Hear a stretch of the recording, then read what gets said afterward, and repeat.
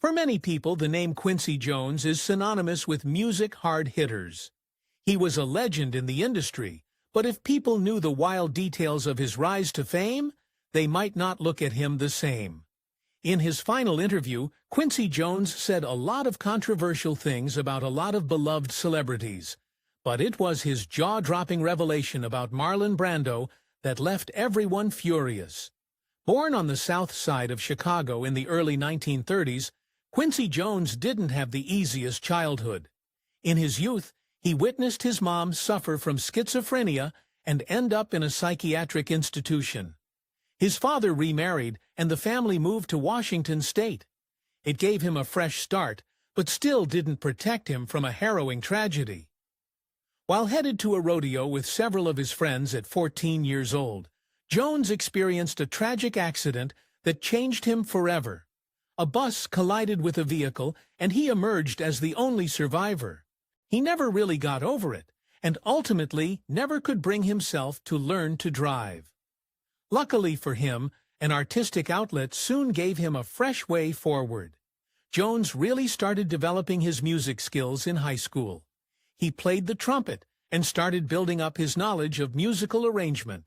And even in those early years, people started taking notice of his extraordinary talent. That included one of his music idols, Ray Charles.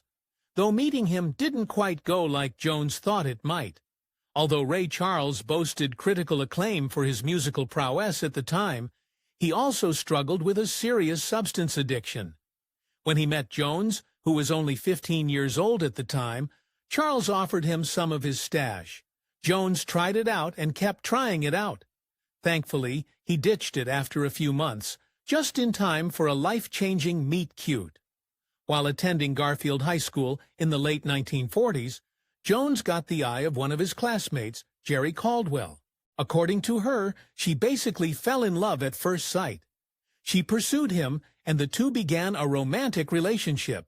But the course of love never did run smooth, and the case of Jones and his new white girlfriend were no exception. They began their relationship well before the United States Civil Rights era of the 1960s, which may help explain Caldwell's parents' initial reaction to Jones. They didn't want their daughter dating a black man. Luckily, they came around after they actually met him. In 1953, Caldwell birthed Jones's first child. Considering the tension around equality and conservative American values that prevailed, his in-laws probably didn't feel too excited about their grandchild born out of wedlock. But Jones had bigger fish to fry, and he didn't mind leaving his new family behind to do it. Jones actually missed the birth of his firstborn, which added even more tension to the already strained relationship with Caldwell. Instead of staying home with his pregnant wife, he went on a tour with a jazz band musician in Europe.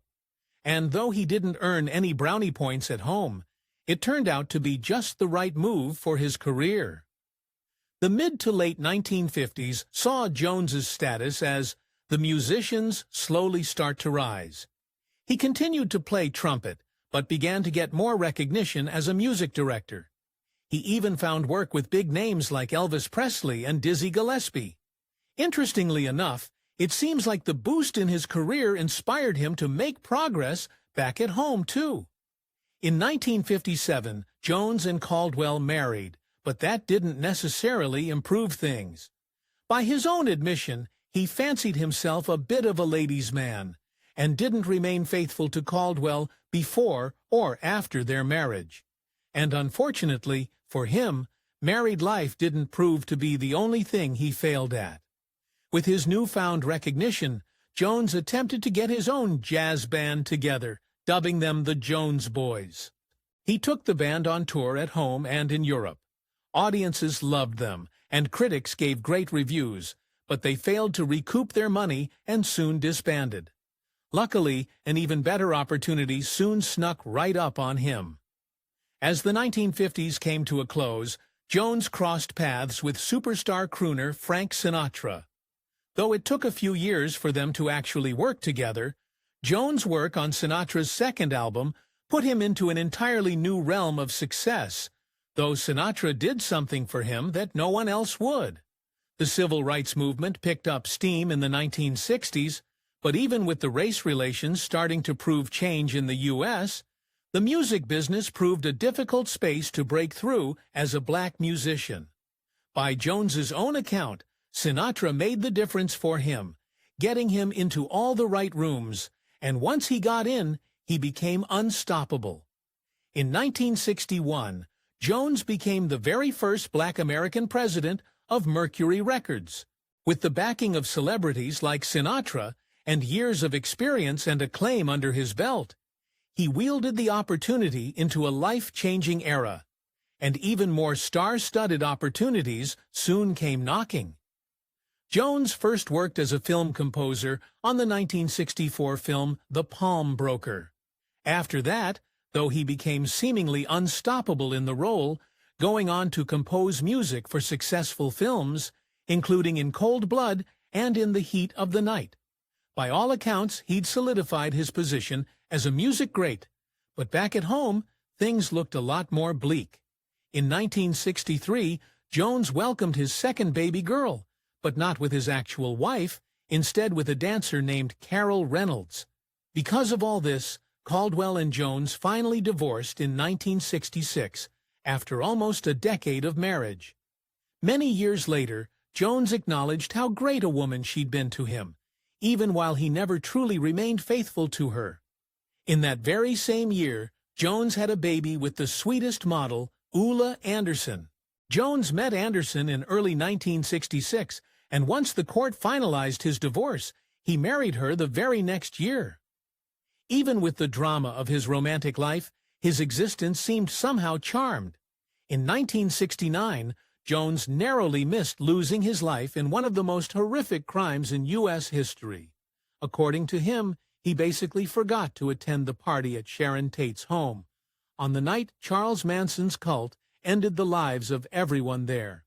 While he didn't realize his luck until after, it seemed everything he touched turned to gold for a while.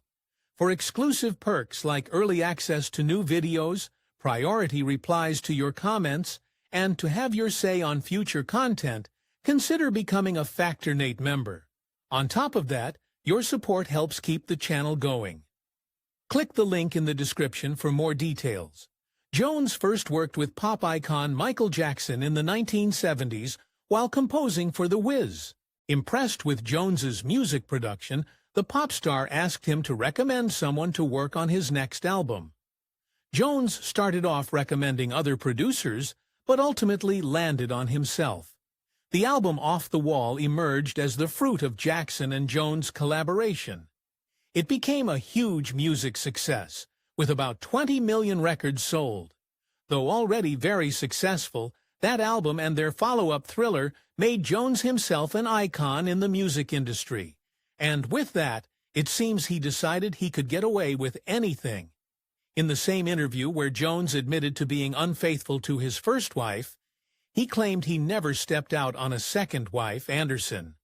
They did not go on to have a second child and seemed to have several happy years together. But in 1974, the two officially divorced. It seems Jones either had an insatiable appetite for romance, or he just couldn't deal with being alone. He married his third wife one day after his second marriage officially ended. His new wife was Peggy Lipton. Lipton's account of meeting Jones for his first time sounds very oddly like the one of his first wife. She knew about his then-wife Anderson, but still said she immediately felt pulled to him, and that he might be her husband. The same year he remarried for the third time, Jones experienced a frightening brush with death when he experienced a brain aneurysm. Now, in his early 40s, he took the ailment as a sign that he needed to focus more on spending time with his family. This did well for Lipton as they began their marriage, but unfortunately, things got much worse before they got better. As Jones's health continued to deteriorate, doctors decided to perform multiple brain surgeries on him. His family rallied around him, but feared that treatment might not actually save him. As such, they planned a memorial service he could attend, which he did with a doctor at his side. Surprisingly, he actually did recover, though not without one final scare. After his surgeries, doctors told Jones to put down his trumpet permanently, as that could interfere with the metal plate in his brain. He went on tour abroad instead, but after a major post-performance headache got him, he put his beloved instrument down for good. That didn't mean he was done, though, with his career or the shenanigans in his private life. By the 1980s, Jones found himself revived and ready to add a new role to his extensive resume: film producer. And, as you should probably expect by now, he succeeded there as well. His debut film, The Color Purple, garnered several Oscar nominations, including one for his music scoring. But he didn't just make the movie, he made certified superstars. Through casting them for leading roles in The Color Purple, many people credit Jones with launching the careers of now household names in Hollywood, Oprah Winfrey and Whoopi Goldberg. The film truly changed the trajectory of their careers, but in an unexpected twist of fate, the film also threatened Jones' health. In a very rare moment of weakness, Jones later admitted to struggling with his mental health after completing production on his first film as a producer. According to him, he just took on too much and nearly crumbled under the stress of bringing the final product to audiences. He persevered, though, somehow still moving from achievement to achievement. In a move that still stands as one of the greatest moments in American music, Jones produced a star-studded record for charity. The result? A song titled "We Are the World," featuring huge names like Michael Jackson and Cyndi Lauper. This song remains an anthem of hope, with film, music, and even charitable giving conquered. Jones seemed to turn to one final frontier. Jones made his way into television after a significant merger with Time Warner in 1990, which opened the door to a new phase in his already illustrious career. The collaboration was a game-changer, allowing him to expand his influence beyond music and delve into the world of television production. Among the many successful projects that emerged from this deal, one of the most recognizable and impact was the creation of the wildly popular television show, The Fresh Prince of Bel-Air. Premiering in September 1990, The Fresh Prince of Bel-Air quickly became a cultural phenomenon, blending humor with heartfelt storytelling. The show was starring young Will Smith, who was transitioning from his career as a rapper into acting.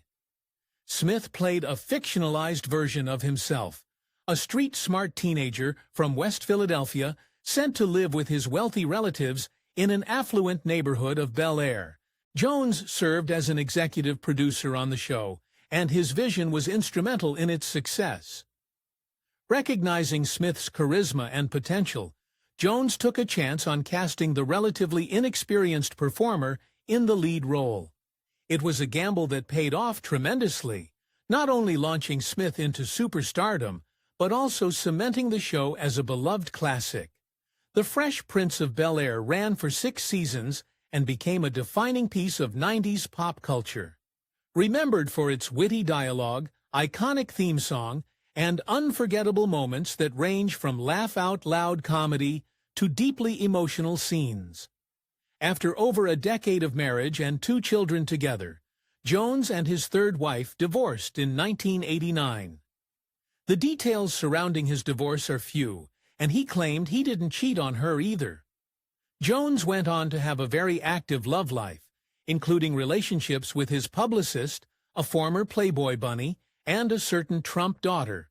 He also developed quite the reputation for dating women a lot younger than him, and he bore no shame about it at all. In fact, in one interview later in life, he shared some pretty shocking numbers about his love life. During an interview in his 80s, Jones claimed to be dating over 20 women at the very same time.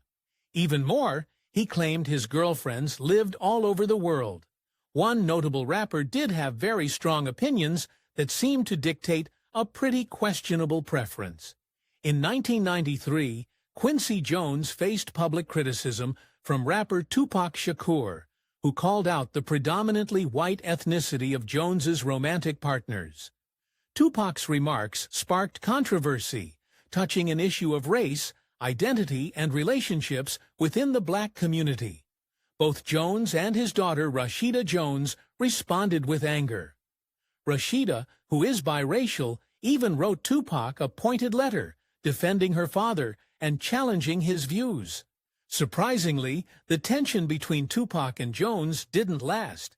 However, the incident reignited discussions about Jones's dating preference. Despite the controversy, Jones's social status remained unshaken. By then, his groundbreaking career had cemented him as a cultural icon, whose influence transcended race and generations. In 2018, a then 84-year-old Jones sat down for an interview with Vulture. There's no telling what exactly the interviewer expected when he sat down with a music mogul, but what he ended up with was a slate of totally shocking claims. While talking about his political affiliations, Jones claimed to know exactly who took the life of President John F. Kennedy. According to him, a Chicago mafia head organized the incident in ties with some type of plan to affect the 1960 election. Jones diverted the conversation pretty quickly from there. The most surprising thing he said in the interview turned out to be his comments on the romantic preferences of some well-known stars. He claimed classic American actor Marlon Brando got down with just about anybody. And according to him, anybody included both Marvin Gaye and James Baldwin. As you can imagine, the interview didn't go over well. After the interview went live, Jones's daughter apprehended him to discuss his comments. As a result, he posted an official apology on Twitter shortly after. Very notably, though, he didn't actually say that anything he said in the interview wasn't true. Luckily for him, though, he recovered well, and perhaps with good reason. On November 3, 2024, the news came as a shock. Quincy Jones had passed at home.